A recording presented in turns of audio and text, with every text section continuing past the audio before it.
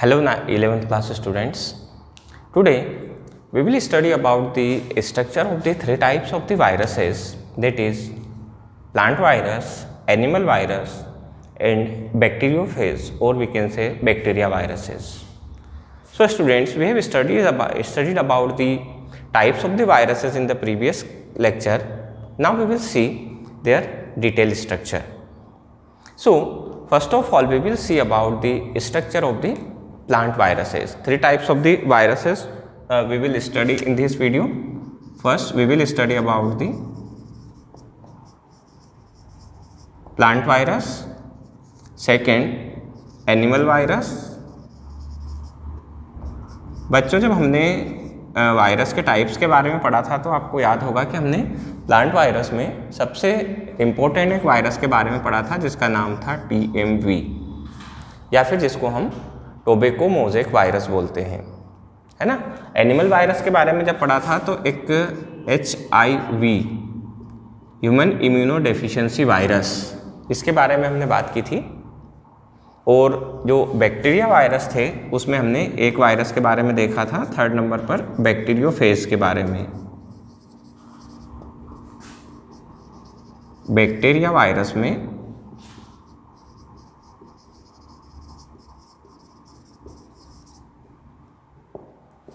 Bacteriophage, इन तीन के बारे में हमने देखा था।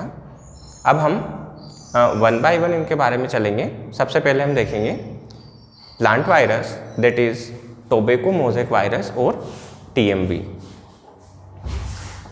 तो बच्चों यहाँ पर सबसे पहले जब हम TMV के बारे में बात करते हैं, टोबैको मोज़ेक वायरस के बारे में बात करते हैं, तो इसके बारे में कुछ फैक्ट हम जानेंगे। सबसे पहले बच्चों सबसे पहला फैक्ट तो इसके बारे में ये है कि ये सबसे मोस्ट रेजिस्टेंट वायरस है प्लांट में। मोस्ट रेजिस्टेंट वायरस मतलब इसको हम आसानी से ख़त्म नहीं कर सकते। अगर इसकी टेम्परेचर रेजिस्टेंस की बात हम करें तो इसको हमें 70 डिग्री सेल्सियस पर 10 मिनट के लिए हम रखते हैं, तब जा कर के ये ख़त्म होता है ना। अगर किसी प्लांट में हम इसको ख़त्म करने की बात करें तो इतनी देर में तो प्लांट खुद ख़त्म हो जाता है, अगर इतने टेम्परेचर पर हम उसको रख दें तो, है ना। तो मोस्ट रेजिस्टेंस वायरस, अब तक का जितने भी वायरसेस हमें मिले हैं इसमें इसके फैक्ट की बात करें तो सबसे पहले क्या है, ये मोस्ट रेजिस्टेंस वायरस है।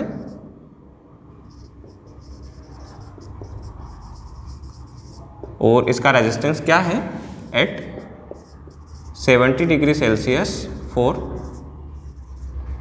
10 मिनट्स। 10 मिनट के लिए अपने को इसको हम रखते हैं जब 70 डिग्री सेल्सियस पर, तब जा कर के ये डिस्ट्रॉय होता है। इसके शेप के बारे में हमने बात पहले कर ली थी कि ये जो होता है किस शेप का होता है, ये रोड शेप्ड है ना, से लंबा होता है। अभी जब अपन स्ट्रक्चर के बारे में बात करेंगे तो देखेंगे हम, है ना। तीसरी बात, इसका तीसरा फैक्ट ये है बच्चों कि it was the first virus which was crystallised. Animal viruses plant viruses में सबसे पहला वायरस था जिसको क्रिस्टलाइज किया गया। जब हमने प्लांट के वायरसेस के प्रॉपर्टीज़ के बारे में पढ़ा था तो हमने ये देखा था कि viruses are living as well as non living, ये दोनों होते हैं, लिविंग भी होते हैं और नॉन लिविंग भी, दोनों में हम इसको रखते हैं क्योंकि इसका कोई भी फिक्स प्लेस नहीं है। तो उसकी जो नॉन लिविंग कैरेक्टर्स की हमने बात की थी तो उसमें एक कैरेक्टर था that viruses can be crystallise, इनके क्रिस्टल्स हम बना सकते हैं। तो उसी के रिस्पेक्ट में सबसे पहला, it was the first virus which was crystallise.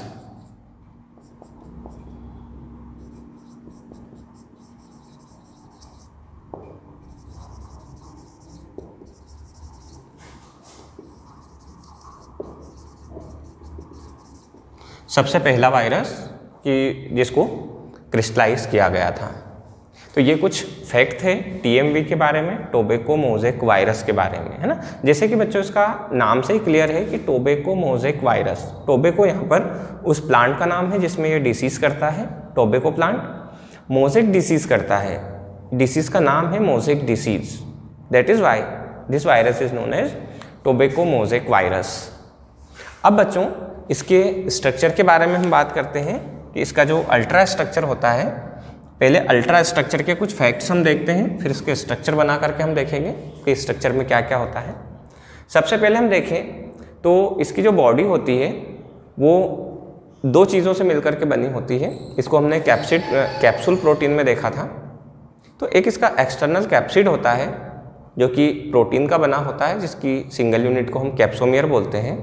और दूसरी चीज़ होती है इसका जो सेंट्रल पार्ट होता है वो भी कैप्सिड के एक प्रोटीन का बना होता है उसके अंदर की तरफ, जिसमें कि न्यूक्लिक एसिड प्रेजेंट होता है। हमने दो तरह के न्यूक्लिक एसिड की बात की थी, डीएनए और आरएनए। तो यहाँ पर जो टोबैक मोज़ेक वायरस होता है टीएमवी, उसके अंदर RNA as a genetic material होता है। हमने एक बात और की थी बच्चों, आपको याद होगा कि जो एनिमल वायरसेस होते हैं उनमें मैक्सिमम में हमें डीएनए मिलता है जेनेटिक मटेरियल, और जो प्लांट वायरसेस होते हैं, प्लांट वायरसेस में हमें आरएनए मिलता है जेनेटिक मटेरियल। तो यहाँ पर हम प्लांट वायरस की बात कर रहे हैं, तो इसमें जो जेनेटिक मटेरियल है वो क्या है, आरएनए है। तो इसके स्ट्रक्चर में अल्ट्रा स्ट्रक्चर की बात हम करें,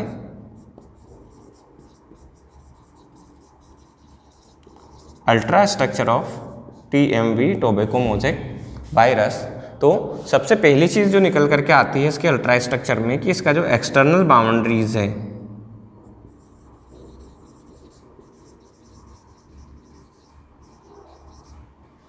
it is made up of protein,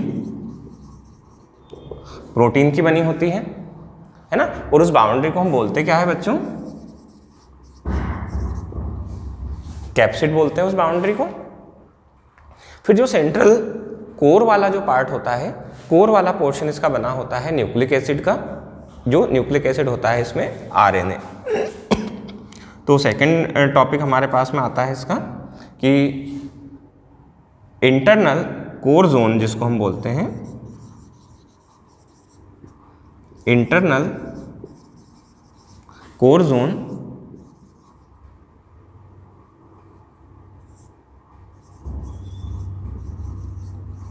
made up of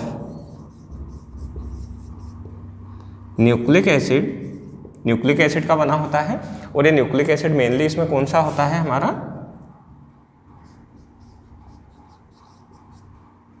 RNA. RNA nucleic acid इसमें प्रेजेंट होता है। अब इसके स्ट्रक्चर की बात करें कि स्ट्रक्चर देखने में कैसा होता है, तो हमने पहले ही देखा है कि रॉड शेप होता है यहाँ पर, है ना। लेकिन रॉड शेप में भी हेलिकल स्ट्रक्चर होता है इसका, मतलब जो बाहर का जो प्रोटीन कैप्सिड है, ये कैप्सिड इस तरह से हेलिकल के फॉर्म में धीरे धीरे धीरे धीरे लंबा होता जाता है, तो वो एक रॉड शेप स्ट्रक्चर बनाता है ना। तो helical rod shape structure,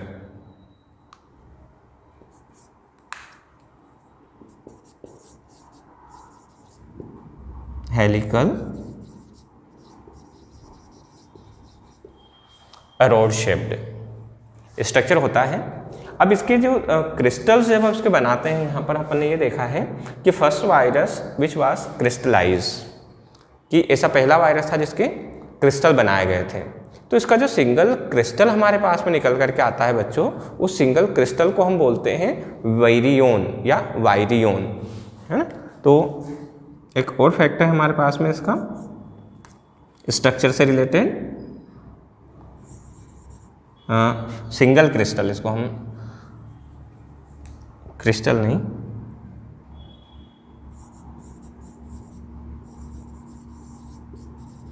each crystal is known as virion,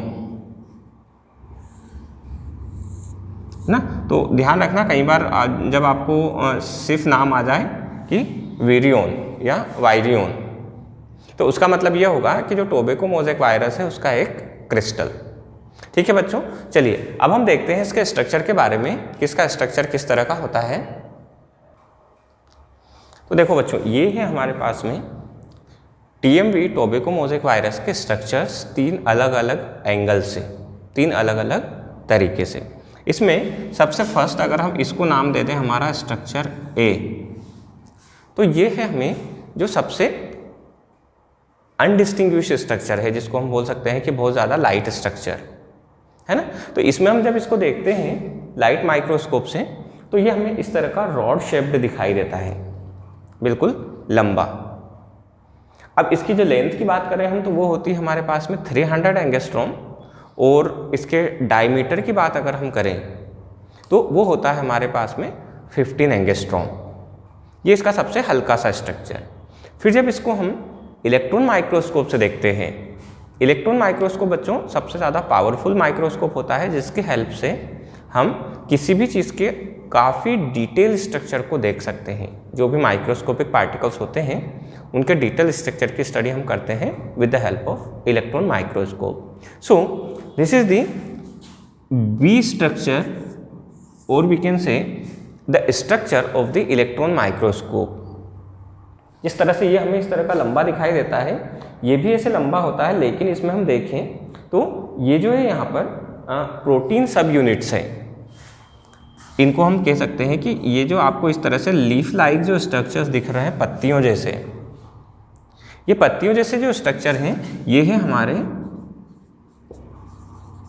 protein unit, जिस प्रोटीन यूनिट को हमने बोला था कैप्सिड या कैप्सोमियर।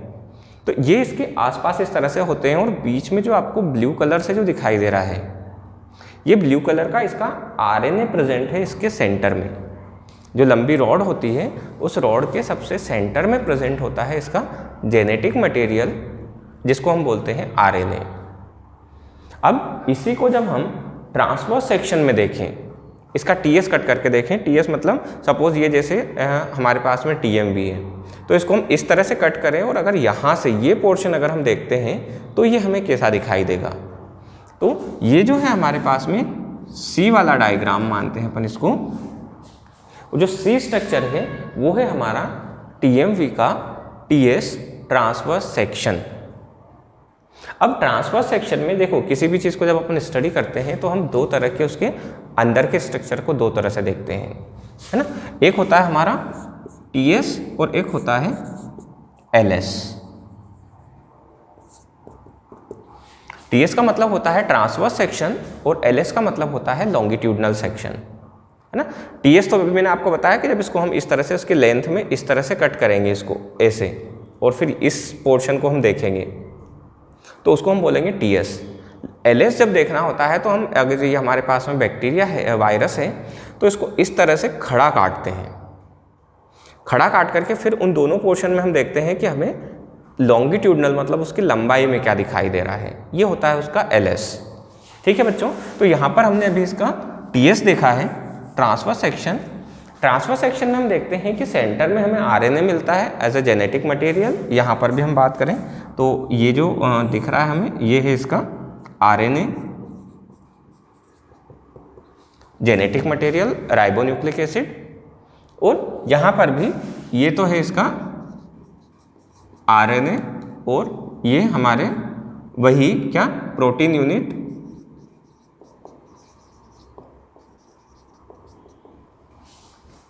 ये चीज़ें। तो ये है बच्चों टोबैको मोज़ेक वायरस का डिटेल स्ट्रक्चर टीएमवी का। अब दूसरे पे हम चलते हैं एनिमल वायरस पे। एनिमल वायरस जिसको कि हमने नाम दिया था HIV human immuno deficiency virus. HIV के बारे में कुछ फैक्ट्स हम देखते हैं। HIV human immuno deficiency virus, जैसा कि बच्चों नाम से ही क्लियर है, ये क्या करता है, इससे एक डिसीज़ होती है जिसका नाम है एड्स। अब हम यहाँ पर कर देते हैं हमारा प्लांट वायरस की जगह क्या कर देते हैं सेकंड नंबर पे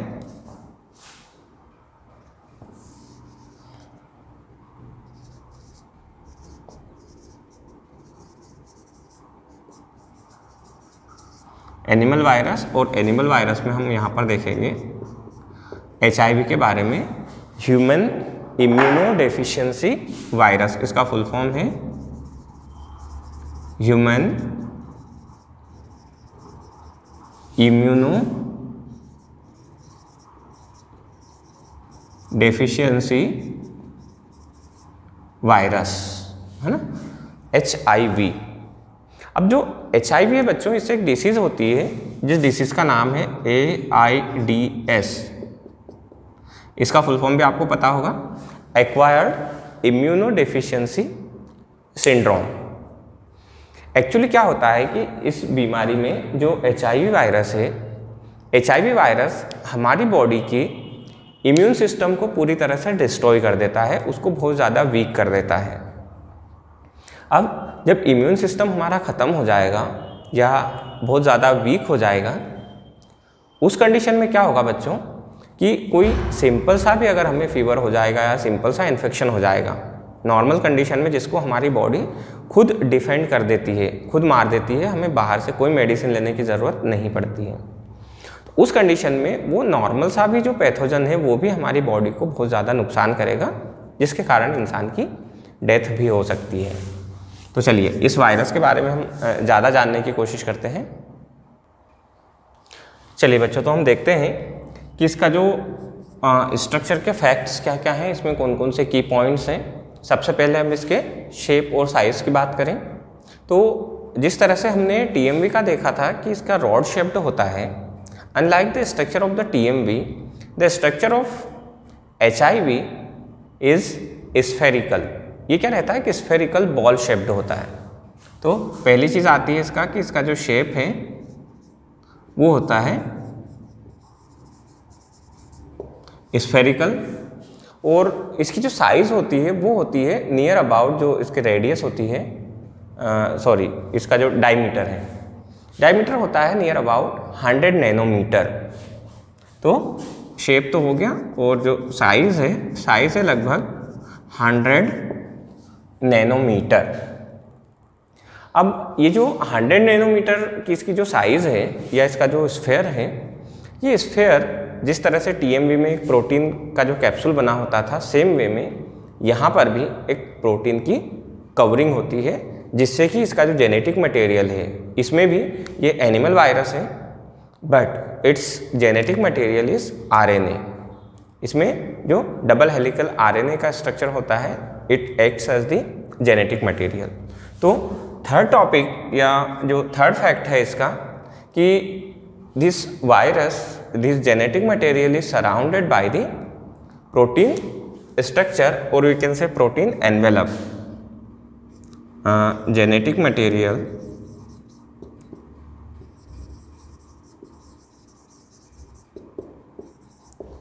is surrounded by protein envelope। Protein envelope से जुड़ा होता है, सराउंडेड रहता है, उससे घिरा होता है। अब जो जैसे इस तरह से अपन मान लें कि सपोज ये इसका राउंड स्ट्रक्चर है जो कि प्रोटीन से इसकी कोर बनी हुई है, तो इस प्रोटीन वाली लाइनिंग से बच्चों बहुत सारे ग्लाइकोप्रोटीन्स अटैच होते हैं इस तरह से।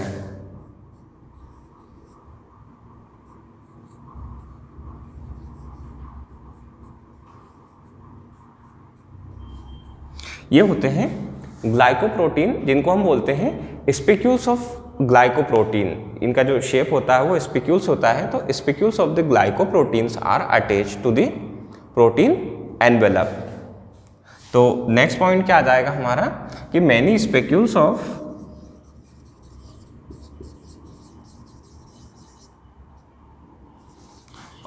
ग्लाइकोप्रोटीन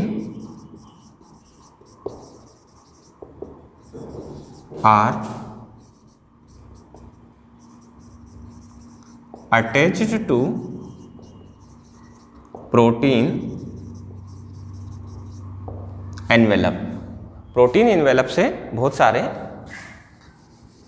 ग्लाइकोप्रोटीन के स्पेक्यूल्स अटैच होते हैं।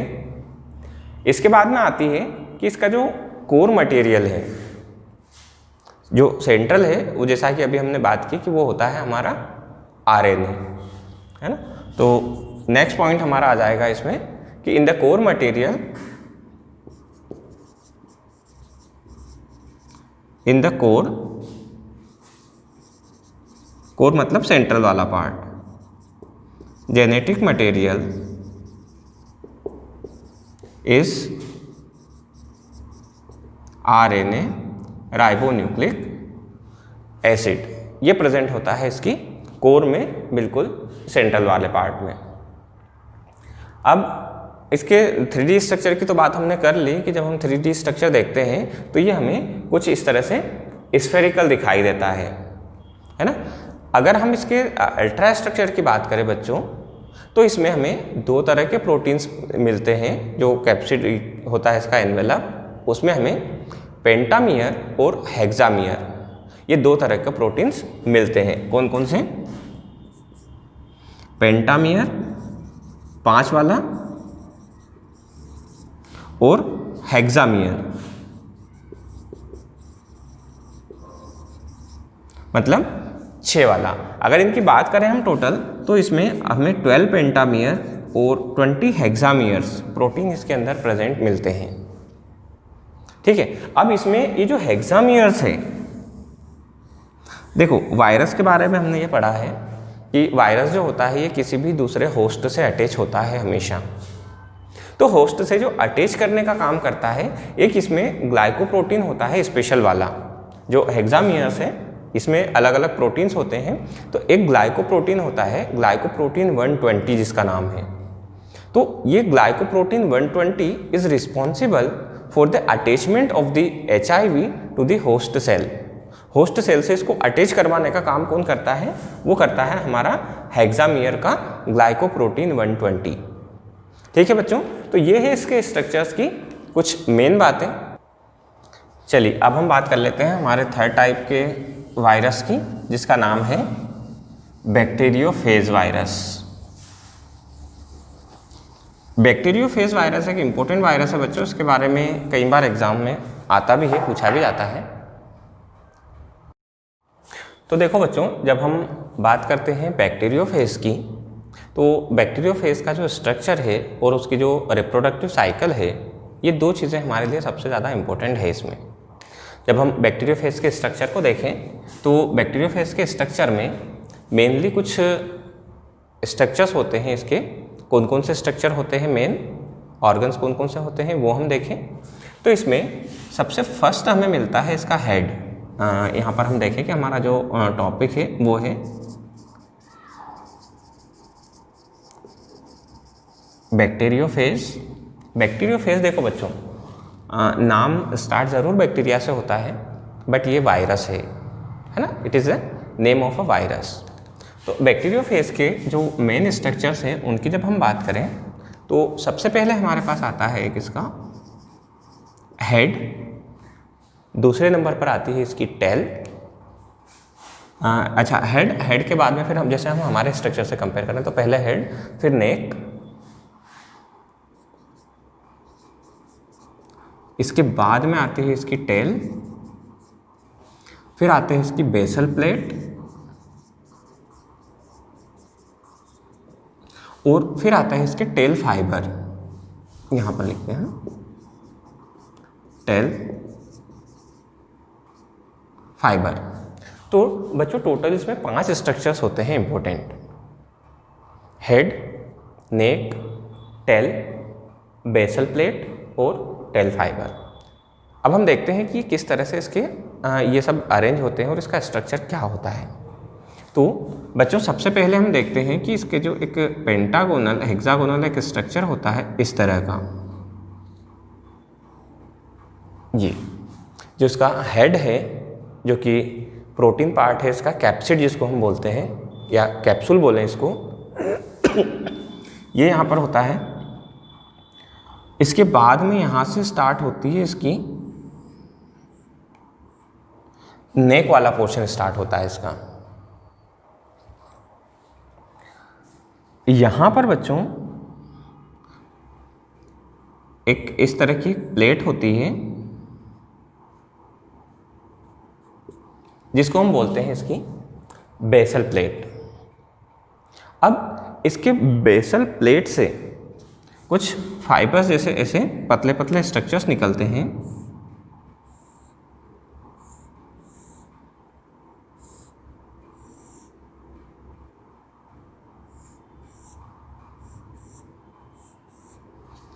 जो कि इसको क्या करते हैं बच्चों, हेल्प करते हैं किसी भी चीज़ से अटैच होने में। ये इनको हम बोलते हैं इसकी टेल्स, जो कि टेल्स फ्री होती है इसकी, और टेल फाइबर्स भी बोल सकते हैं इसको हम, कि टेल फाइबर्स होते हैं इसके।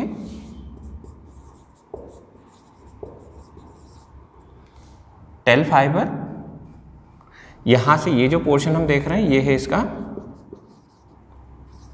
हेड वाला पोर्शन। यहां पर इसकी कॉलर होती है, जहां पर ये इससे हेड से अटैच होती है इसकी टेल, ये होती है इसकी कॉलर। और इसके अंदर प्रेजेंट होता है इसका न्यूक्लिक मटेरियल, जिसको हम बोलते हैं इसका आरएनए। और ये पूरी तरह से इसका जो नेक वाला पोर्शन है ये। तो बच्चों ये है इसका स्ट्रक्चर ऑफ द बैक्टीरियोफेज।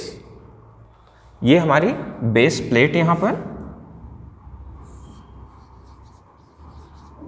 या जिसको हम बेसल प्लेट भी बोल सकते हैं।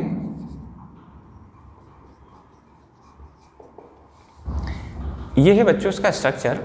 अब हमारी जो दूसरी बात आती है वो आती है इसका रिप्रोडक्टिव फेज। इसमें रिप्रोडक्शन किस तरह से होता है। तो रिप्रोडक्शन में एक बात हमेशा ध्यान रखें, जैसे कि इसका नाम है बैक्टीरियोफेज, ये बैक्टीरिया के अंदर खुद को रिप्रोड्यूस करता है ना। तो आइए हम इसकी रिप्रोडक्टिव साइकिल देखें कि रिप्रोडक्टिव साइकिल इसकी किस तरह से होती है। रिप्रोडक्टिव साइकिल में बच्चों इसकी मेनली 6 स्टेजेस होती है। उन 6 स्टेजेस के डायग्राम हम देखते हैं। देखो बच्चों, ये है हमारे पास में life cycle of a bacteriophage. Bacteriophage हम यहाँ से स्टार्ट करें बच्चों, इसको मानते हैं हम सबसे वेरी फर्स्ट स्लाइड। तो वेरी फर्स्ट में क्या रहता है कि जो बैक्टीरियोफेज है, बैक्टीरियोफेज अटैच होने की कोशिश करता है किसी भी बैक्टीरियम से, बैक्टीरिया से। दूसरे में हम देखें कि वो बैक्टीरिया से इस तरह से अटैच हो जाता है with the help of its tail fibres. उसके जो टेल फाइबर्स हैं, उन टेल फाइबर्स की हेल्प से वो अटैच हो जाता है। इसके बाद में ये इसका जो डीएनए, इसका जो जेनेटिक मटेरियल होता है, उसको बैक्टीरियल डीएनए के साथ में मिक्स कर देता है, मिलाता है, और खुद क्या हो जाता है, खाली हो जाता है, एम्प्टी हो जाता है। ये it releases its DNA and get empty here. अब एम्प्टी होने के बाद में क्या होता है कि जो बैक्टीरियल जो डीएनए रहता है वो खुद को रिप्लिकेट करता है। तो यहाँ पर क्या हो जाता है, ये रेप्लिकेशन होता है, एक प्रोसेस होती है जिससे कि डीएनए खुद का अमाउंट जो है वो बढ़ाता है। रेप्लिकेशन ऑफ डीएनए, कि जो थोड़ा सा डीएनए है उससे और ज़्यादा बनना, रेप्लिकेशन होता है। रेप्लिकेशन होने के बाद में यहाँ पर उसके आसपास कैप्सिड बनता है। फिर से जो ऊपर कैप्सिड बना था वो ये इस तरह का, ये जो कैप्सिड होता है, कैप्सिड का फॉर्मेशन होता है।